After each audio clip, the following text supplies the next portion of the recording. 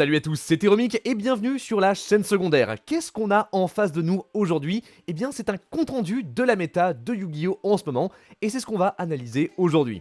Parce que en fait Yu-Gi-Oh est actuellement dans une période assez unique où si vous regardez, il y a 1, 2, 3, 4, 5, 6, 7, 8, 9, 10 decks représentés et 50% il y a tellement de choses représentées différentes qu'on n'a même pas vraiment pu les mettre. Et ça dans Yu-Gi-Oh c'est peut-être une première, enfin en tout cas c'est...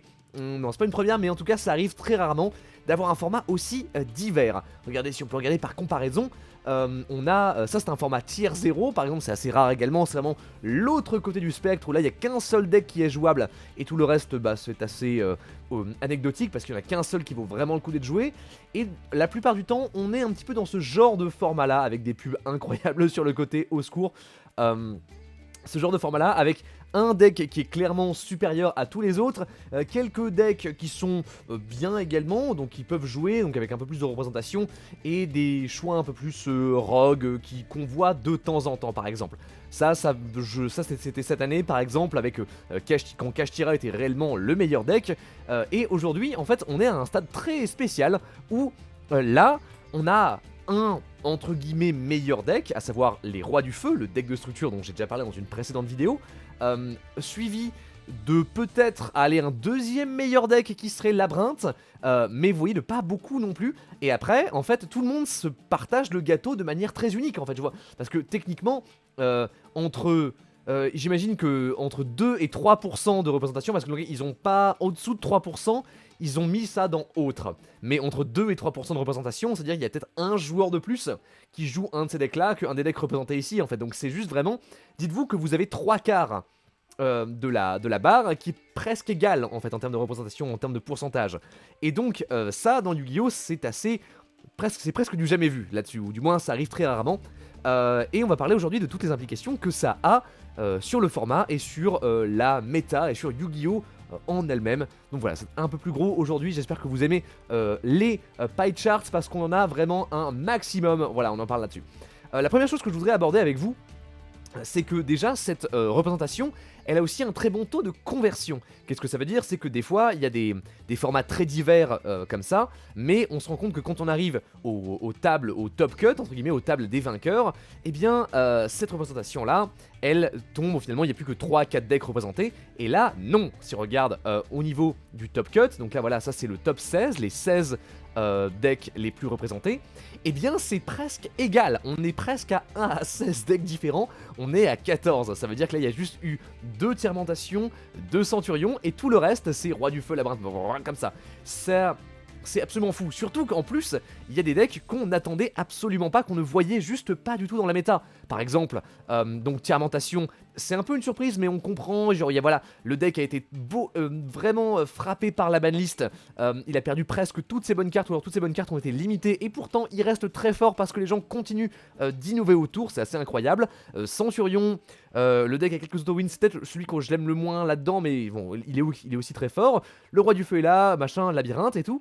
Sauf qu'on a Drytron, qui lui est un deck qui était très fort il y a 2-3 ans, et qui maintenant n'est plus là, simplement.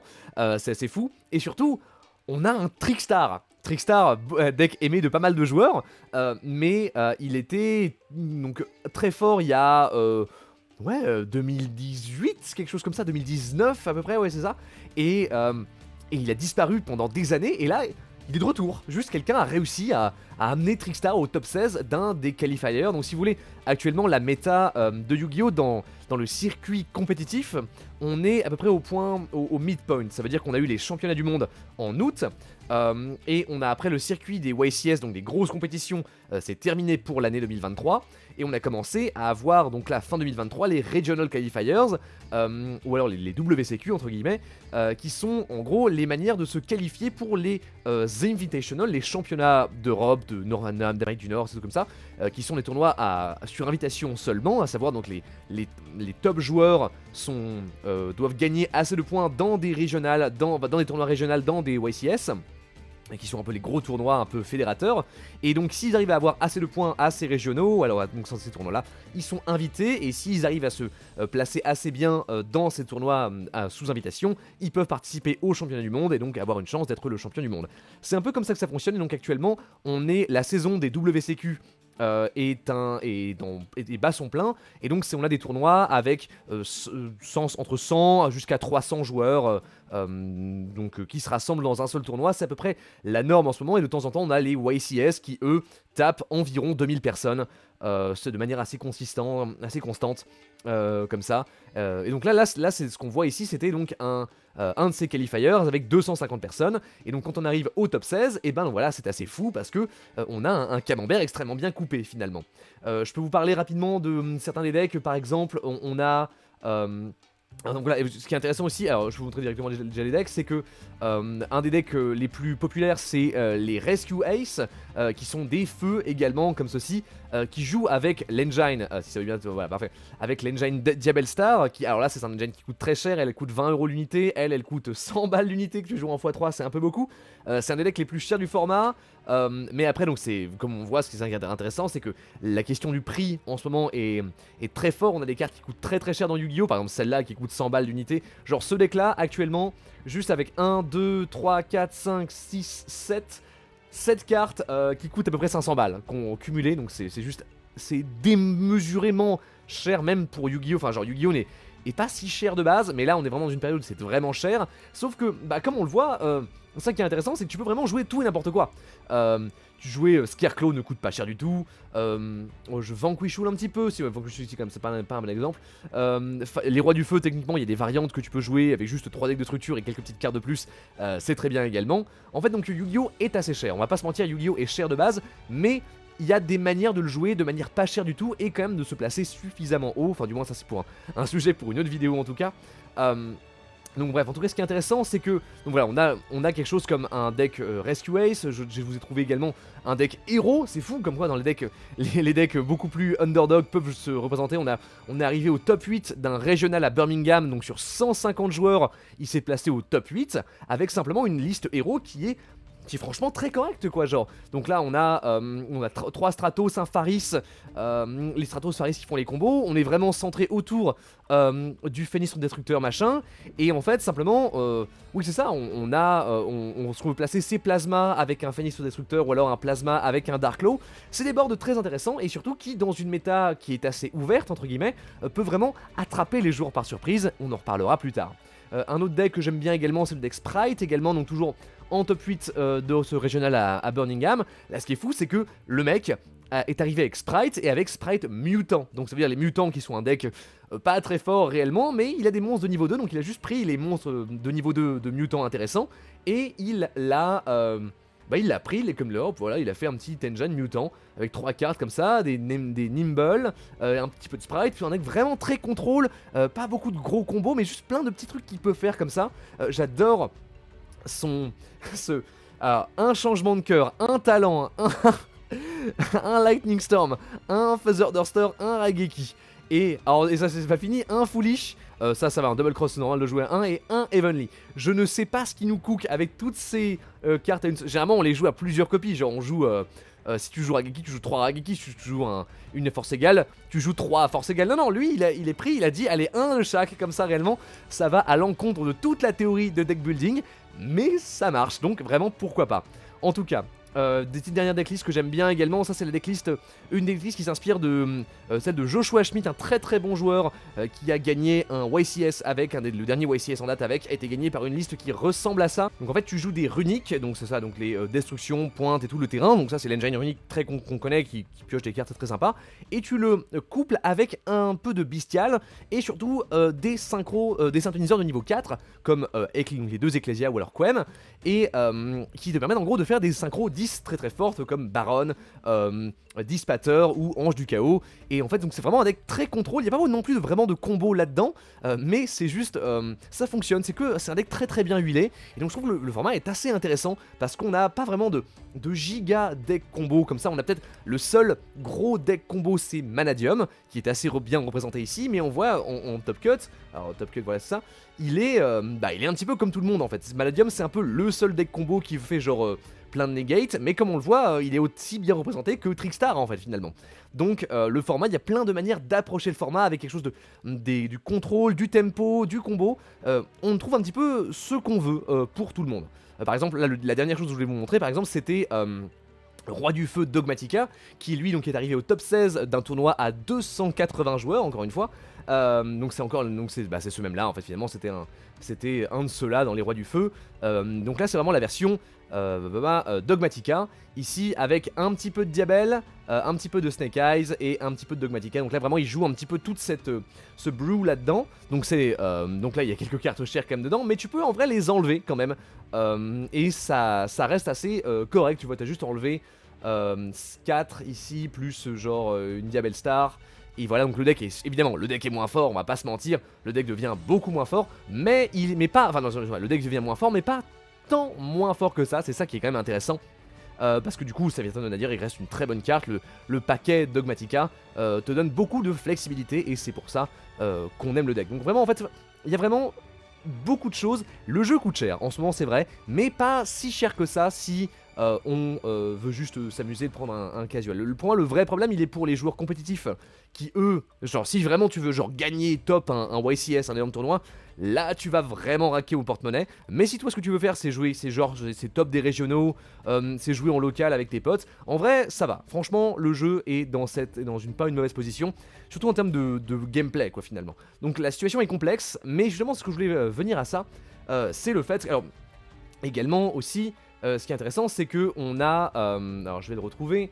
Non, ça c'est de ça, on en a déjà parlé, peut-être, je sais plus où ils sont. Voilà, ce qui est intéressant c'est que c'est pas du tout un truc d'une seule fois, ça veut dire que ceci n'est pas une exception.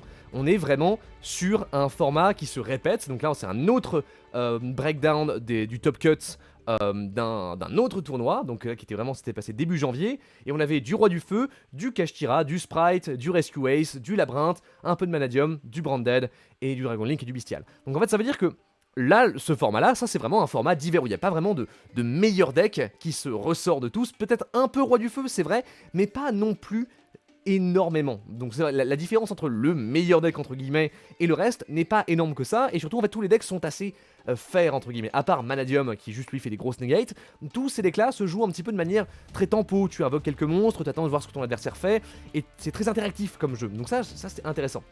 Mais sauf que visiblement c'est pas au goût de tout le monde. Par exemple, si on regarde les QRT de ce truc là, on a des mecs qui disent non, il y a trop de decks, c'est vraiment de la merde. Alors on se dirait, et en plus il y a d'autres gens, là je vous ai pas pris des tweets random, c'est des gens qui sont assez actifs dans la communauté Yu-Gi-Oh! Mike Thomas, qui est un mec qui est un assez bon joueur, il dit, alors oui en fait la réalisation, l'enlightenment, c'est de réaliser que les formats trop divers sont en fait très nuls et pas du tout fun, et le mec dit c'est vrai.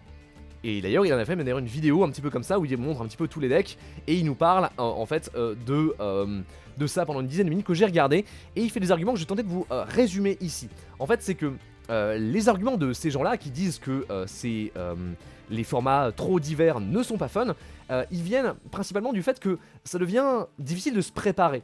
C'est vrai que quand on a 14 decks ici en top cut, ça veut dire on a plein de bons et de mauvais match-up qui se croisent. Ça veut dire que, par exemple, Labyrinthe a un très mauvais match-up contre les Rois du Feu.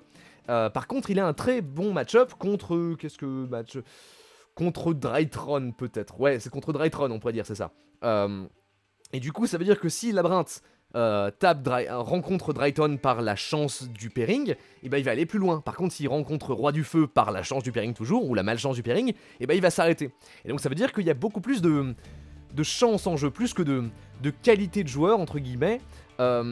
C'est vraiment régi par la chance de qu'est-ce que tu vas croiser, qu'est-ce que tu vas pas croiser. Ok, tu peux jouer, techniquement tu peux très bien jouer un deck qui est censé être le plus fort. Si tu fais que tomber sur des mauvais match-up pendant les 4 premiers rounds de ton tournoi, et ben là tu vas être, même si t'es un très bon joueur et que ton deck il est très fort, et tu vas pas topper le tournoi parce que t'as eu des mauvais match-up. Et c'est un peu ce que Pac, qui est un très bon joueur de Yu-Gi-Oh! Se plaint. Donc là par exemple, ce tweet là il l'a fait il y a quelques mois en octobre, là où le format était toujours aussi très varié. Et bien il a dit vraiment, il était en train de jouer en YCS si je me trompe pas, et il était en mode c'est le pire format que j'ai jamais joué. Et il a été backé par Jeff Jones, qui est un autre excellent, une légende de Yu-Gi-Oh! Qui dit c'est vrai, les gens ne le comprennent pas, mais c'est terrible. Donc en fait ça veut dire que ce qui est intéressant je trouve avec ce genre de format là, c'est que en tant que joueur entre guillemets casual ou semi-compétitif, moi je me considère comme un joueur semi-compétitif, je suis pas un excellent joueur de Yu-Gi-Oh, j'ai beaucoup de connaissances sur le jeu, mais je pense qu'il me manque des capacités clés pour vraiment réussir à top des tournois. Après j'ai pas fait beaucoup de compétitions en vrai, mais bon ça bref. En tout cas, donc moi je me considère comme un semi-compétitif, et quand tu es dans cette zone-là de la compétition, et ben les formats divers c'est vachement bien. Moi personnellement j'aime beaucoup ça parce qu'en plus c'est là où je pense que je peux le plus briller, parce que je me considère comme quelqu'un qui a beaucoup de connaissances dans Yu-Gi-Oh! Et donc le fait de connaître presque tous les decks que j'affronte me donne un avantage par rapport à mes adversaires. Mais du coup c'est vrai que je comprends que quand tu es un joueur plus expérimenté ou avec plus de skill, de technical play carrément, eh bien tu te sens vraiment un désavantage, parce que ça veut dire que ce dont sur quoi tu as construit ta force, à savoir le technical play, la préparation, tout ça tu peux pas vraiment briller par rapport à ça. Et c'est vrai que généralement dans ces dernières années, Yu-Gi-Oh! Est un jeu qui récompensait la préparation, le deck building et la préparation et le deck building beaucoup plus qu'autre chose. Donc c'est un petit peu sur quoi s'est construit la scène compétitive. Les meilleurs joueurs de Yu-Gi-Oh! Actuellement sont ceux qui arrivaient à maîtriser ces capacités. Et du coup actuellement on est dans un format qui teste d'autres types de compétences, à savoir du coup la préparation, plus ok, pas de compétences, mais genre qui teste un autre type de préparation, et surtout des compétences de connaissances théoriques, en fait, simplement, qui sont pas juste, ok, il y a 4 bons decks dans le format, 4 comme ça, voilà, il y a 4 bons decks dans le format, je vais juste mapper dans ma tête toutes les interactions possibles entre mon deck et donc un des meilleurs decks du format, puisque j'imagine tu le joues, donc entre mon deck et les 3 autres, je vais faire des spreadsheets, comme ça, genre là, ok, donc si je joue A et que je joue contre B, je dois faire ça, si je joue contre C, je dois faire ça, si je joue contre D, je dois faire ça, et donc en fait, ça fait, et du coup tu peux optimiser toutes tes décisions, tout ton side, tout ton deck build pour gagner ces 3 match-up et donc remporter le tournoi. Aujourd'hui, c'est impossible de faire ça, parce qu'il y a juste, on voit il y a tellement de decks dans la méta que tu peux pas te préparer à tout ce qui va arriver, et donc finalement il faut que tu trouves des manières de rendre ton deck le plus générique possible, mais du coup en le rendant le plus générique possible, ça veut dire que de temps en temps, tu vas perdre de manière tu vas perdre des games que tu vas juste pas pouvoir contrôler, parce qu'en mode, ah là j'ai mis, on va prendre des exemples de decks, non, Runic c'est Runic on en reparlera après, voilà. Ah bah là j'ai mis Lightning Storm, Orage Foudroyant, parce que des fois je joue deuxième, et contre Roi du Feu c'est pas mal, mais du coup, là mince, je suis tombé contre Manadium, il peut me negate mon Orage Foudroyant, bah j'ai perdu techniquement. Du coup, vous savez d'ailleurs en side note, on voit des choses complètement bizarres, genre voilà, le fait d'avoir 8 one-off dans un deck sprite, what the fuck, ça te montre qu'en fait ça te permet de t'adapter à un format qui est beaucoup plus varié en fait. Ça veut dire, des fois t'as besoin d'Evenly, donc parce que le mec joue Labyrinthe, ou alors il joue Roi du Feu, ou alors des fois par contre t'as besoin de changement de cœur parce que le mec il joue Vanquish Soul ou machin comme ça. Et est-ce que c'est bon? Je sais pas, bref, parce que t'as besoin de changement de cœur parce que tu joues deuxième, ou alors t'as besoin de Storm parce qu'il joue Labyrinthe, quelque chose comme ça. Et en tout cas, enfin bref, ça veut dire que la manière dont on joue à Yu-Gi-Oh! Est en train de changer. Également, ça explique le succès de certains decks beaucoup plus low to the ground, techniquement, comme là on l'avait vu tout à l'heure, Roi du Feu ou Rescue Ace, qui lui peut jouer 1, 2, 3, 4, 5, 6, 7, 8, 9, 10, 11, 12, free spot très bien, et toujours. Donc il a un quart de son deck qui est juste des manières de s'adapter au deck de l'adversaire, et le reste c'est un truc très consistant. Il y a même des decks qui peuvent monter jusqu'à 15, 20 free spot, quelque chose comme ça. Et on a aussi des fois des trucs comme des decks comme Runic, qui eux, donc leur free spot entre guillemets, sont les cartes de leur deck. Donc ça veut dire la Runic Destruction qui détruit des magies pièges, celle-là elle détruit des monstres, celle-là annule les effets de monstres. Et en fait, donc ça fait que genre, tu peux gérer le board adverse, tu peux gérer tous les decks adverses plus ou moins, tout en piochant les cartes grâce à la fontaine runique qui recycle tes runiques et te fait piocher des cartes. Et donc en fait, ça fait que genre, ça rend la méta et la manière de concevoir des decks est en train de changer globalement par rapport à ce format, cette manière de jouer à Yu-Gi-Oh! Qui est en train d'émerger grâce au set des derniers mois. Donc ce qui est intéressant, c'est que donc, ça crée beaucoup de débats. Moi j'aime beaucoup ce tweet de Pac, c'est ça qui dit vraiment c'est le pire format que j'ai jamais pu jouer. Je suis pas d'accord avec ça, il y a beaucoup de gens qui sont notamment pas d'accord avec ça. Moi je trouve justement que c'est une manière de rendre Yu-Gi-Oh! plus sain entre guillemets, parce que du coup le souci dans les formats où il y a peu de decks c'est qu'on sait très bien comment les contrer, et donc si on sait comment les contrer c'est généralement par des cartes qui te font gagner la partie sur le champ, genre oh là là, ce gros deck joue, genre il y a un deck pendule qui est très fort, et bah tout le monde va se jouer à mettre des cartes qui contrent les pendules comme genre barrière dimensionnelle ou alors parfum anti-magie. Ou alors, oh là là, ce deck là, il a absolument besoin d'avoir des bêtes au cimetière, bah tout le monde va se mettre à jouer monde zombie, quelque chose comme ça. Et du coup ça veut dire que souvent les formats plus restreints, ils sont aussi moins interactifs, moins entre guillemets fun, parce que bah t'as des cartes, des balles d'argent, silver bullet en anglais, c'est ça, qui défoncent complètement tel ou tel deck et que tu vois de plus en plus parce que bah, les gens les jouent parce qu'ils disent bah ouais pourquoi je la jouerais pas, après tout il y a que ça que je vais rencontrer. Et du coup par contre dans les formats plus divers, alors il y a cet argument de du coup la chance a beaucoup plus de choses à voir, tu sais pas trop te préparer, mais t'as moins de cartes comme ça qui sont juste pas fun, pas interactives, parce que tout le monde est obligé de jouer un peu tout et n'importe quoi, parce que une telle carte forte et pas interactive peut être très forte contre une stratégie, mais complètement nulle contre une autre. Et donc, mon avis là-dedans, c'est que je préfère les formats plus divers comme ceci, là comme on est maintenant. Je trouve que là, actuellement la méta de Yu-Gi-Oh est assez bonne, même si je comprends que ça puisse déplaire à des joueurs plus préparés dont l'envie c'est vraiment de top des tournois, mais malheureusement bah, ces gens-là sont une minorité dans le jeu, et je pense pas qu'on devrait designer le jeu uniquement à travers des top players. Malheureusement bah, puisque c'est les top players, c'est eux qu'on entend en premier, et du coup bah, leur avis pèse plus que celui de la majorité silencieuse, mais d'un point de vue de la majorité silencieuse, si on veut un Yu-Gi-Oh prospère entre guillemets, je pense qu'avoir un format divers comme celui-ci, où chacun a un petit peu vraiment sa chance de gagner avec la stratégie qui lui va bien, et ben en fait c'est une bonne chose. Et donc il y a vraiment les deux pièces, les deux côtés de la médaille. Dites-moi également ce que vous pensez en commentaire. C'est ça, moi c'est mon avis un petit peu là-dessus. Peut-être je peux finir par vous parler de principalement c'est quoi les tendances en fait là-dedans, parce que c'est un argument. Donc là je vous ai sorti plusieurs des arguments là-dedans, donc là variance et skill de GG Yu-Gi-Oh, voilà c'était ça qui parlait un petit peu. En fait ce qui est plus important là-dedans, c'est que ces formats-là ne sont pas, ils sont divers, mais ils sont pas non plus tout à fait éclectique. Il y a des grandes tendances générales qui se forment, par exemple, et si on break down, alors je vais retrouver, voilà, si on break down un petit peu celui-ci, on pourrait se dire que genre Tiermentation, Centurion, Manadium, Drytron, Branded et Unchained sont ce qu'on pourrait appeler des decks combos. Ça veut dire c'est des decks qui cherche à mettre le maximum, à faire le board le plus impassable possible pour t'empêcher de jouer. Donc ça veut dire que en gros, cette méta là, il y a à peu près la moitié qui sont des decks combos, des decks différents, mais des decks combos qui veulent fondamentalement faire la même chose. Après, t'as des decks un petit peu différents comme Roi du Feu, Labyrinthe, Chimera, en vrai c'est ça, Purely, non ouais, Labyrinthe, Chimera, Purely, Fire, Roi du Feu c'est ça, et Rika en vrai, qui sont des decks un peu plus tempo, Rika est un petit peu entre les deux en vrai, sont des decks un peu plus tempo qui permettent quand même à l'adversaire de jouer, donc genre s'ils finissent leur combo sans interruption, l'adversaire peut quand même faire des choses, peut quand même tenter de briser le board, mais il va tenter de les défoncer sur un grind game, à savoir ils ont quelques auto-wins, mais ils sont très forts à contrôler le début de la partie, et de sorte à essouffler l'adversaire très vite et tour 3 à 4 le défoncer, mais quand même avec une interaction. Donc ça veut dire que les board breakers qui fonctionnent contre les decks combos ne fonctionnent pas contre eux. Genre tu fais, comment dire, tu fais plus du tout Seigneur des Ténèbres face à un centurion, non pas un centurion, un Manadium, le mec a mal. Par contre, si tu fais ça contre un Roi du Feu, le mec s'en fout. Donc c'est ce qui montre un petit peu cette différence là comme ça. Et finalement, la troisième catégorie, c'est les decks contrôle, à savoir Trickstar, Runic, un peu comme ça. On a quelques crossovers, Labyrinthe est aussi un peu un deck contrôle, mais il est un peu entre les deux comme on voit. Donc genre Runic est l'exemple parfait du deck qui...